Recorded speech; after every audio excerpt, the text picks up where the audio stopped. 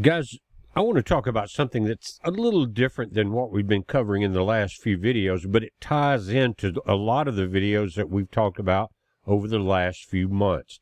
And it's kind of a break away from looking at the hard data on certain subjects, but I want to point out something that I think is very interesting, and you may learn something. You may look at the Earth just a little different, so hang in there.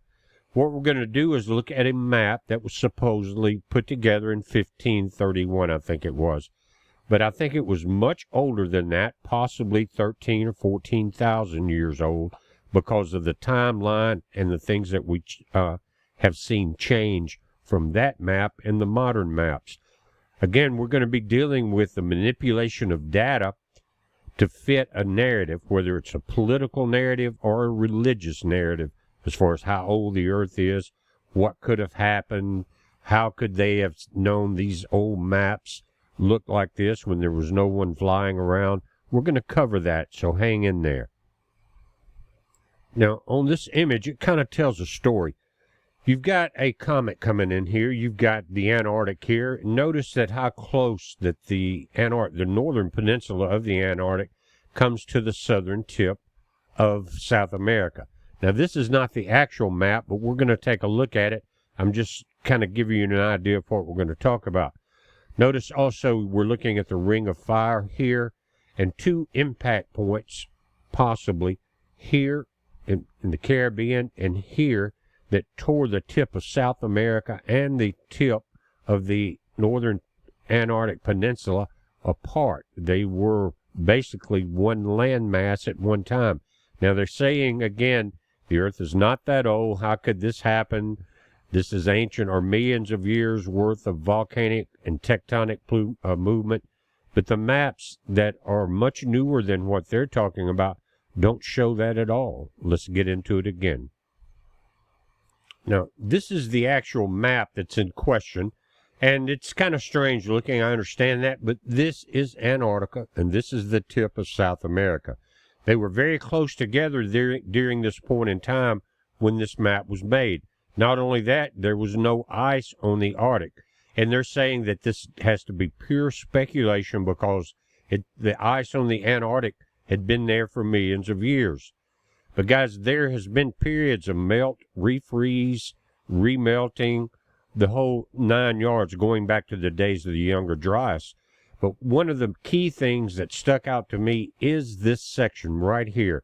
Again, you've got Antarctica here, you've got Australia, you got New Zealand going here, you got North America, Canada, the North Pole here, Europe.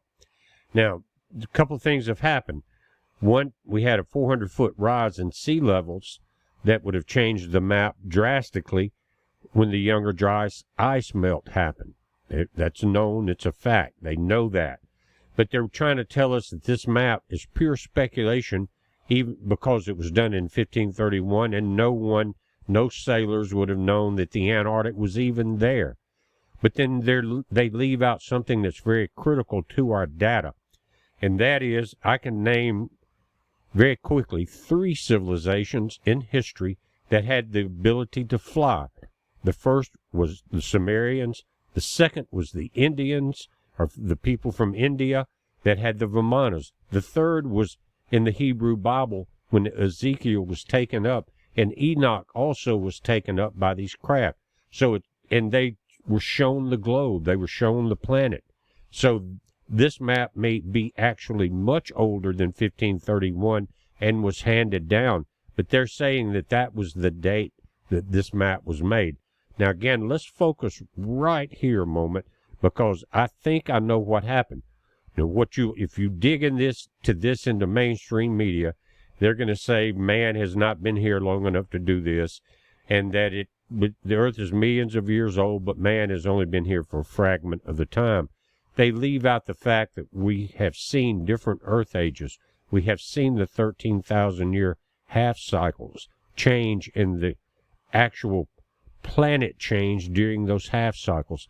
Now, guys, the second half of this is going to be on our Sumerian History channel. We're trying to make that grow, and it's very interesting. This will be maybe the 10th video about this type subject on there. So go there. It doesn't cost you a dime. Sign in. or sign up, subscribe, and thumbs up for us. We appreciate it. It's a heads up. Link below, guys. Be safe.